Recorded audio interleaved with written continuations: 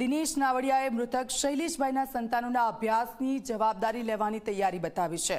બંને બાળકો આશાદીપ સ્કૂલમાં વિનામૂલ્યે અભ્યાસ કરી શકશે। સાંભળો તેમણે શું કહ્યું। સુરત શહેરના શૈલેષભાઈ કલથિયાને પણ આતંકવાદીનો ભોગ બનવું પડ્યું છે। એમના બે બાળકો છે, એક દીકરી અને એક છોકરો।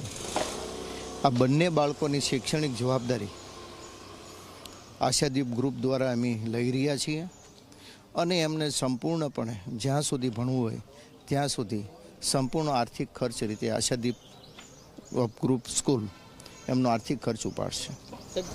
કઈ રીતે એમના પરિવારમાં કોણ કોણ છે, શું છે?